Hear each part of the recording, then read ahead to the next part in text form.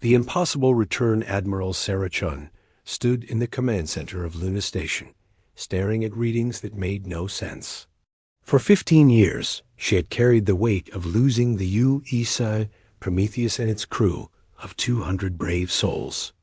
The ship had vanished while investigating quantum anomalies near the Veil Nebula, leaving behind only scattered debris and unanswered questions. Now, impossibly, it was back. "Run the scan again," Sarah ordered, her voice steady despite the storm of emotions raging inside her. Commander Marcus Webb, her second-in-command, worked frantically at his console. Marcus had served aboard the Prometheus before transferring to Luna Station just months before its final mission. The loss had haunted him ever since. "Readings confirmed, Admiral," Marcus said, his hands shaking slightly. "Ship designation UESS. Prometheus. Hull signature matches our records exactly. But the energy output ... double quotes." He paused, checking his instruments again. "Ma'am, it's impossible. The ship is generating more power than our entire defense grid." Dr. Alina Vasquez looked up from her science station. Elena was Earth's leading expert on quantum physics, a brilliant woman who had spent years trying to understand what happened to the Prometheus. Her dark eyes held a mixture of excitement and fear. "Admiral, these quantum signatures are unlike anything in our database. The ship exists in normal space, but it's also somewhere else, simultaneously." "Lieutenant Zara." Al-Rashid, the communications officer, raised her hand. "Ma'am, we're receiving a transmission." Zara was young but exceptionally skilled, known for her ability to decode even the most complex signals. "It's coming from the Prometheus, but the signal format, it's not using any protocol we know." "Put it through," Sarah commanded. The main screen flickered to life, revealing a face that Sarah recognized instantly. Captain David Torres, the Prometheus's commanding officer, appeared on screen. But something was different about him. His eyes held depths that seemed to stretch beyond normal human perception, and there was an energy about him that made the air itself seem to vibrate. "Luna Station, this is Captain Torres of the used Prometheus, requesting permission to dock," David said. His voice was the same, yet somehow more resonant, carrying harmonics that touched something deep in everyone who heard it. Sarah stepped forward, her training taking over despite her shock. "Captain Torres, this is Admiral Chun. Your ship was declared lost 15 years ago. We need to understand what happened to you." David's expression softened with something that might have been sympathy. "Admiral, I understand your confusion. Time flows differently where we've been. For us, it's been much longer than 15 years, yet also just a moment. We have much to discuss, but first..." He paused, looking directly at the camera with those strange, deep eyes. "You need to know that we're not entirely the same people who left Earth." Marcus stepped beside Sarah, his face pale. "David, it's Marcus. Are you still human?" A smile crossed David's face, and for a moment he looked exactly like the man they remembered. "More human than we ever were before, old friend. But we've learned things, seen things, become things that will change everything for our species. The question is, are you ready for that change?" Before anyone could respond, alarms began blaring throughout Luna Station. Zara's fingers flew over her console. Multiple contacts approaching from the outer system. Unknown vessels. Hundreds of them. Sarah's blood turned to ice. Hostile? Unknown, but they're big, Admiral. Bigger than anything we've ever built. Zara's voice was tight with fear. Energy readings suggest weapons capability far beyond our technology. David's image on the screen remained calm. "The hegemony has found us. They've been hunting us across half the galaxy, afraid of what we've become. Admiral, your world is in danger, but we're here now. We can protect you, but you'll need to trust us completely." "The hegemony?" Elena asked, her scientific mind racing. Who are they? An ancient race that has controlled this galaxy for millions of years, David explained. They maintain their power by preventing younger species from advancing too quickly. They were the ones who created the quantum anomalies we investigated. It was a trap designed to eliminate humanity before we could become a threat. Sarah felt the weight of command settle on her shoulders. What happened to you out there, David? We found something the hegemony tried to hide from us. An ancient consciousness, older than stars, that showed us what we could become. We underwent a transformation, Admiral. We learned to merge human intuition with quantum technology to exist partially outside normal spacetime. We became something new. The tactical display showed the approaching fleet growing larger by the minute. Sarah had to make a decision that could determine humanity's survival. David, can you really protect Earth? We can do more than that, David replied. We can give humanity the tools to stand as equals in this galaxy, but the choice must be yours. Marcus grabbed Sarah's arm. Admiral, if there's even a chance they can help us ... Sarah nodded grimly. Captain Torres, you have permission to dock. But understand, if this is some kind of trap ... It's not, David assured her. We're coming home, Admiral. And we're bringing gifts that will change everything. The U.E.'s Prometheus moved toward Luna Station with impossible grace. As it approached, Sarah could see that the ship had indeed changed. Its hull seemed to flow like liquid metal, shifting and reforming as she watched. Strange geometric patterns pulsed with energy across its surface, and the ship moved without any visible means of propulsion. Docking Bay 3 is ready, Marcus reported, though his voice carried uncertainty. David, your ship. It's 3 times larger than when you left. The transformation affected everything, Marcus.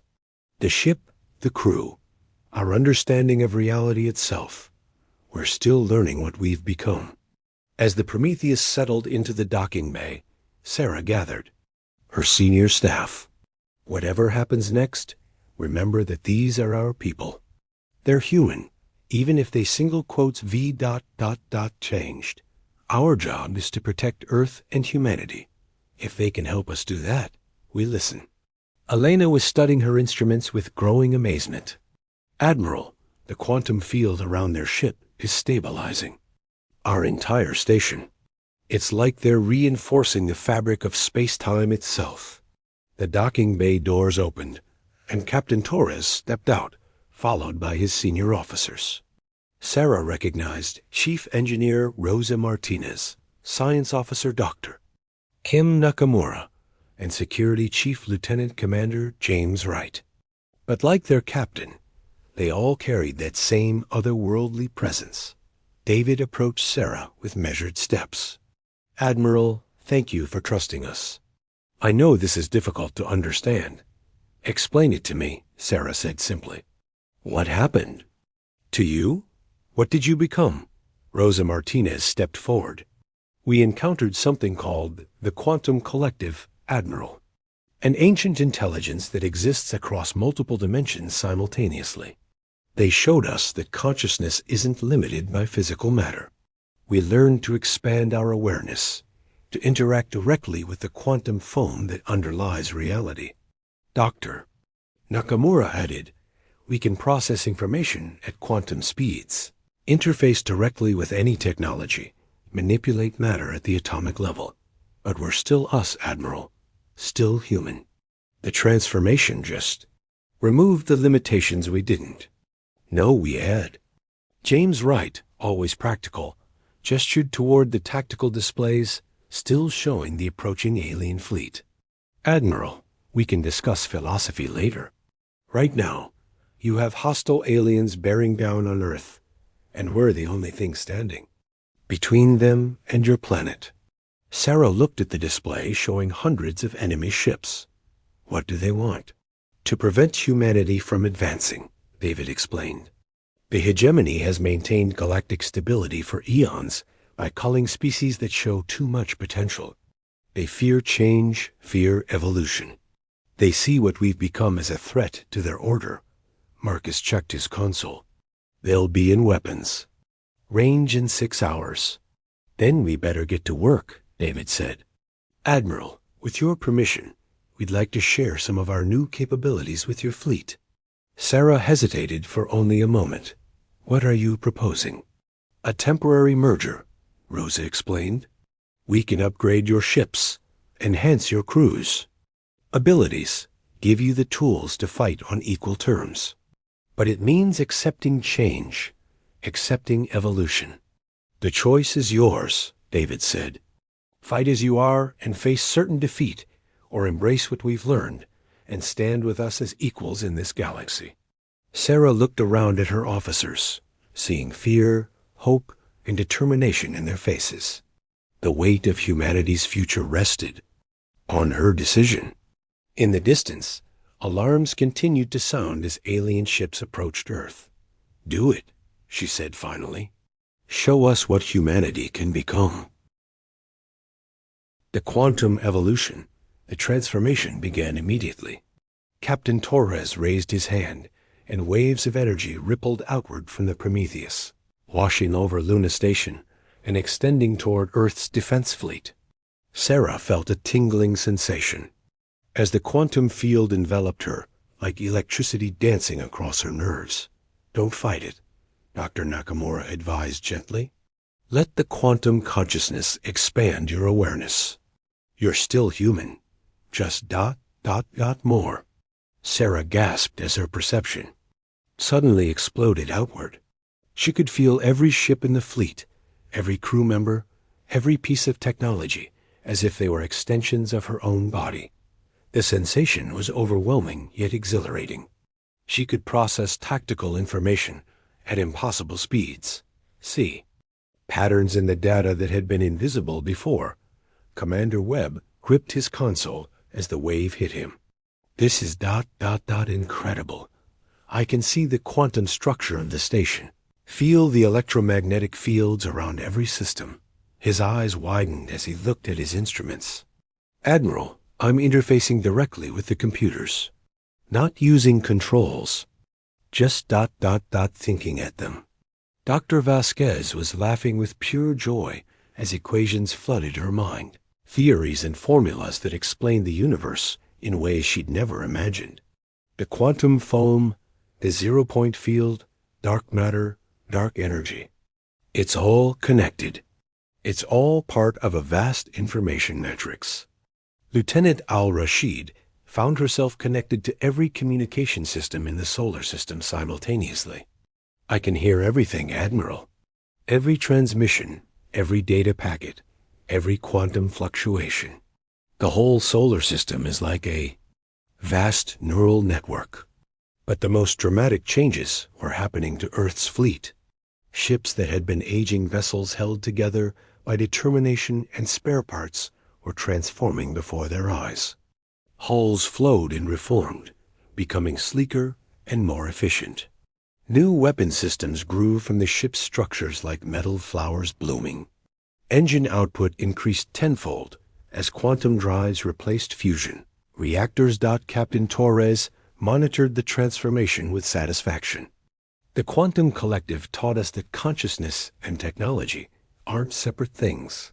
They're two aspects of the same phenomenon. When you truly understand that, the impossible becomes routine. Chief Martinez was working with Luna stations, engineers, showing them how to think their way through system upgrades that would have taken months to implement. The key is to stop thinking of machines as objects and start seeing them as patterns of organized information. Once you do that, changing them is as simple as changing your mind. Admiral Chun felt the transformation settling into her bones, becoming part of who she was. The fear she'd felt was replaced by a calm confidence. How long do we have before the hegemony arrives?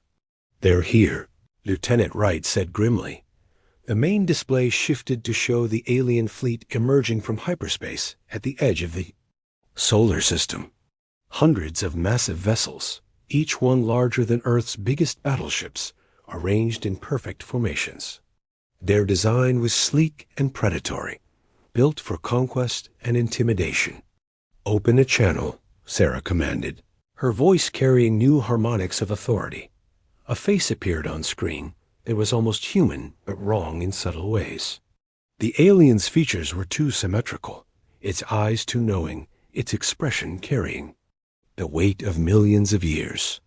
When it spoke, its voice was like ice scraping against metal.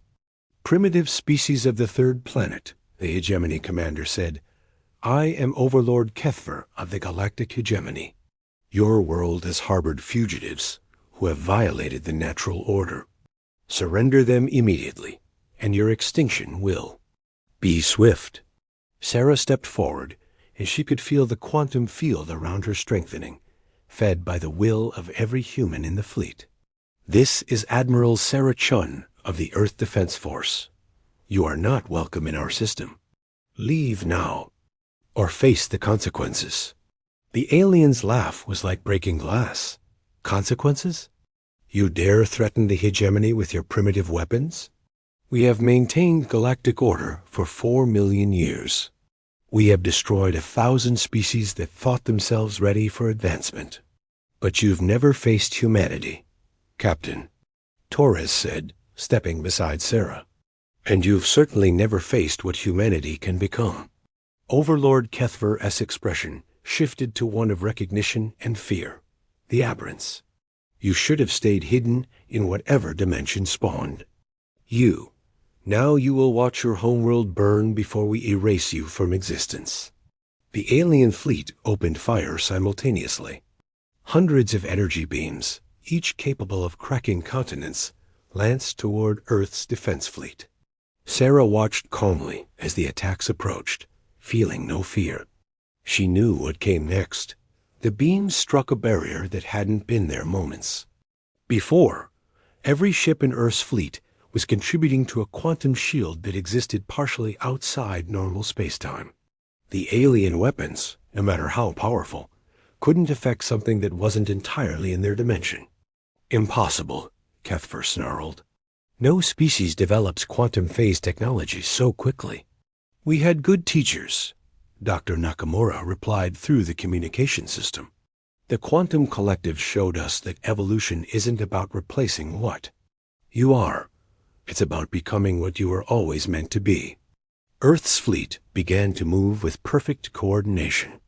No commands were given, because none were needed.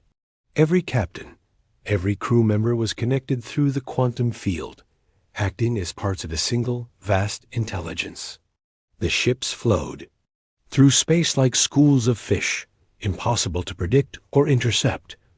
The counterattack was beautiful in its precision. Earth's ships didn't fire energy weapons or launch missiles. Instead, they reached out with quantum fields and simply turned off the alien vessel systems.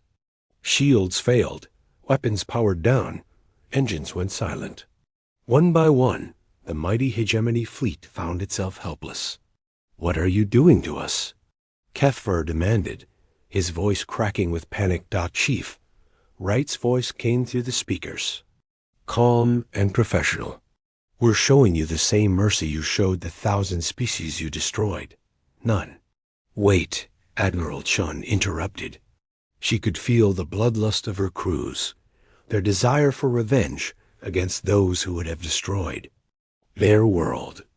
But something deeper in her, something fundamentally human, rebelled against that impulse. "We're not like them. We don't destroy those who surrender." Captain Torres nodded approvingly. "The collective taught us that true strength comes from knowing when not to use power." Sarah addressed the alien fleet directly. "Overlord Kethver, your ships are disabled, but your crews are unharmed. You have a choice. Return to your space and never threaten humanity again, or remain here and face the consequences of your actions." The alien commander's image wavered as he struggled to comprehend mercy from a species he'd considered primitive. This is not how galactic politics work. The strong dominate the weak. Order is maintained through fear. Maybe it's time for a new kind of order, Dr. Vasquez suggested. One based on cooperation instead of domination, growth instead of stagnation. For long moments, silence stretched across space. Then, slowly, the hegemony ships began to power up their engines. Not their weapons, just their drives. One by one, they turned away from Earth and began the journey back to their space. Overlord Kethver's final transmission was filled with confusion and something that might have been respect. This is not over, humans. The galaxy will hear of. What happened here? Some will fear you, others will seek alliance. Everything has changed. Good, Sarah replied simply. Change is what we do best. As the alien fleet disappeared into hyperspace, Earth's transformed navy hung in space around their home planet. The quantum field that connected them all pulsed with satisfaction and hope for the future. Captain Torres looked at Admiral Chun with pride. Welcome to the next stage of human evolution, Admiral. The galaxy is going to be a very different place from now on. Sarah smiled, feeling the weight of infinite possibility settling around her shoulders. Humanity had faced extinction and emerged stronger, not through violence or conquest, but by becoming something greater than they had been. The transformation was complete, but the journey was just beginning. In the depths of space, the Quantum Collective watched approvingly as their newest children took their first steps into a larger universe. Humanity had passed the test, proven themselves worthy of advancement. The galaxy would never be the same again, and that was exactly as it should be. The age of the hegemony was ending. The age of humanity had begun. Asterisk, asterisk,